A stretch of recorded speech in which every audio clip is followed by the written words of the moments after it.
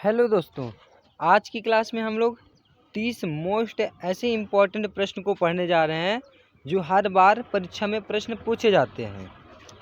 तो अगर वीडियो अच्छा लगेगा तो वीडियो को लाइक करिएगा और अगर इस चैनल पर नए हैं तो चैनल को सब्सक्राइब ज़रूर करिएगा, क्योंकि इसी तरह के इम्पोर्टेंट प्रश्न को हम ऐसे ही लाते रहेंगे। तो चलिए क्लास को स्टार्ट करते हैं। तो पहला प्रश्न हम लोग का ये कह रहा है कि भगवान बुद्ध को ज्ञान की प्राप्ति कहाँ हुई थी। भगवान बुद्ध को ज्ञान की प्राप्ति कहाँ हुई थी? तो भगवान बुद्ध को ज्ञान की प्राप्ति बोध गया में हुआ था। अगला प्रश्न कह रहा है कि जलियांवाला बाग हत्याकांड कब व कहाँ हुआ। जलियांवाला बाग हत्याकांड कब व कहाँ हुआ? तो 1919 में अमृतसर में जलियांवाला बाग हत्याकांड हुआ था। अगला प्रश्न कह रहा है आर्य समाज की स्थापना किसने की थी? तो आर्य समाज की स्थापना स्वामी दयानंद जी ने किया था। आर्य समाज की स्थापना स्वामी दयानंद जी ने किया था। अगला प्रश्न कह रहा है किस ग्रंथ में दक्षिण भारत के आक्रमणों का पता चलता है? तो किस ग्रंथ में दक्षिण भारत के आक्रमणों का पता चलता है? तो तमिल नाम का एक ग्रंथ है जिसमें भारत के आक्रमणों को दक्षिण भारत के आक्रमणों का पता चलता है। अगला प्रश्न कह रहा है कि पंजाबी भाषा की लिपि कौन सी है? पंजाबी भाषा की लिपि कौन सी है? तो पंजाबी भाषा की जो लिपि है यह गुरुमुखी है। अगला प्रश्न कह रहा है चंद्रगुप्त मौर्य का निधन कब हुआ था? यानी चंद्रगुप्त मौर्य का निधन कब हुआ था? तो 279 ईसा पूर्व में चंद्रगुप्त मौर्य का निधन हो गया था।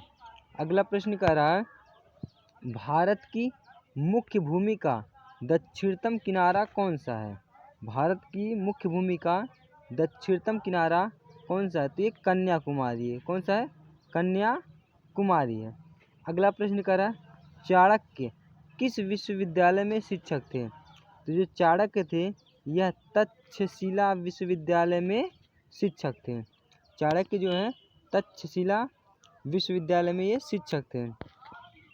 अगला प्रश्न कह रहा है भारत में सबसे पहले सूर्य किस राज्य में निकलता है?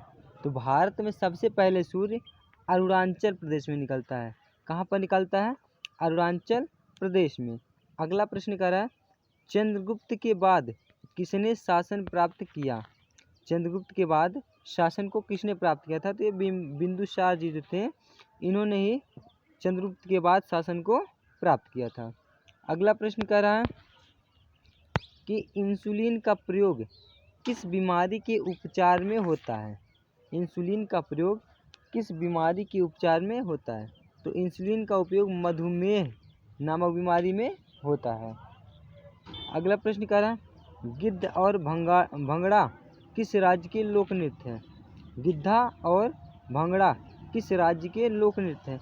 तो ये पंजाब राज्य का लोक नृत्य है गिद्धा और भंगड़ा। अगला प्रश्न कह रहा है बिहू किस राज्य का प्रसिद्ध त्यौहार है? बिहू किस राज्य का प्रसिद्ध त्यौहार है? तो बिहू जो है ये असम का प्रसिद्ध त्यौहार है। कहाँ का है? असम का। अगला प्रश्न कह रहा है बिंदुसार किस संप्रदाय का अनुयायी था? जो बिंदुसार था यह आजीविका संप्रदाय का अनुयायी था। अगला प्रश्न कह रहा है कौन सा विटामिन आंवले में प्रचुर मात्रा में मिलता है? तो जो विटामिन सी है, विटामिन सी यह आंवले में अधिक मात्रा में मिलता है। अगला कह रहा है किस विद्वान ने बिंदुसार को 16 राज्यों का विजेता बताया? किस विद्वान ने बिंदुसार को 16 राज्यों का विजेता बताया था? तो तारानाथ जी जो थे इन्होंने ही बिंदुसार को 16 राज्यों का विजेता बताया था। अगला प्रश्न कह रहा है भारत का प्रथम गवर्नर जनरल कौन था? तो भारत का प्रथम गवर्नर जनरल विलियम बेंटिक था। विलियम बेंटिक था। अगला प्रश्न कह रहा है अशोक मगध की गद्दी पर कब बैठा? अशोक मगध की गद्दी पर कब बैठा था? तो 269 ईसा पूर्व में अशोक मगध की गद्दी पर बैठा था। अगला प्रश्न कह रहा है कागज का आविष्कार किस देश में हुआ था? कागज का आविष्कार किस देश में हुआ था? तो कागज़ का आविष्कार चाइना में हुआ था। कागज़ का आविष्कार कहाँ हुआ था? चाइना में, यानी चीन। गौतम बुद्ध का बचपन का नाम क्या था? गौतम बुद्ध के बचपन का नाम क्या था? तो ये सिद्धार्थ था। इनके बचपन का नाम सिद्धार्थ था। अगला प्रश्न कह रहा है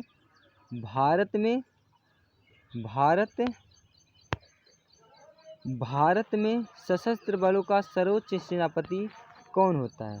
तो भारत में सशस्त्र बलों का सर्वोच्च सेनापति राष्ट्रपति होता है।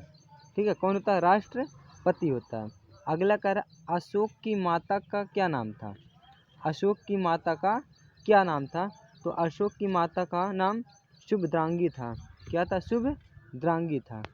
अगला प्रश्न कह रहा रतौंधी किस विटामिन की कमी से होता है? तो रतौंधी नामक रोग विटामिन ए की कमी से होता है। रतौंधी नामक रोग किससे होता है? विटामिन ए की कमी से होता है। अगला प्रश्न कह रहा है भारत में शिलालेख का प्रचलन सर्वप्रथम किसने किया था? तो भारत में शिलालेख का प्रचलन सर्वप्रथम अशोक ने किया था। किसने किया था? अशोक ने। अगला प्रश्न कह रहा है पोंगल किस राज्य का त्यौहार है? कौन सा? पोंगल किस राज्य का त्यौहार है? तो जो पोंगल ये तमिलनाडु का त्यौहार है। कहाँ का है? तमिलनाडु का है। अगला कह रहा है टेलीविज़न का आविष्कार किसने किया था? तो टेलीविज़न का आविष्कार जॉन लोगी बेयर्ड ने किया था। जॉन लोगी बेयर्ड ने टेलीविज़न का आविष्कार किया था। अगला प्रश्न कह रहा है भारत की पहली महिला शासिका कौन थी? भारत की पहली महिला शासिका कौन थी? तो रजिया सुल्तान जो थी ये भारत की पहली महिला शासिका थी। अगला कह रहा मछली किसकी सहायता से सांस लेती हैं? तो जो मछली है यह गलफड़ों की सहायता से सांस लेती हैं। अगला प्रश्न कह रहा है महात्मा बुद्ध द्वारा दिए गए प्रथम उपदेश को क्या कहा जाता है? तो महात्मा बुद्ध द्वारा दिए गए प्रथम उपदेश को क्या कहा जाता है? तो इसको हम लोग धर्म चक्र प्रवर्तन के नाम से जानते हैं। जो महात्मा बुद्ध ने प्रथम उपदेश दिए थे इसको हम लोग धर्म चक्र प्रवर्तन के नाम से भी जानते हैं। अगला प्रश्न करें किस वेद की रचना गद्य एवं पद्य दोनों में की गई है? तो जो यजुर्वेद है इस वेद की रचना गद्य एवं पद्य दोनों में की गई है। चलिए आज के लिए बस इतना ही, मिलते हैं अगली क्लास में।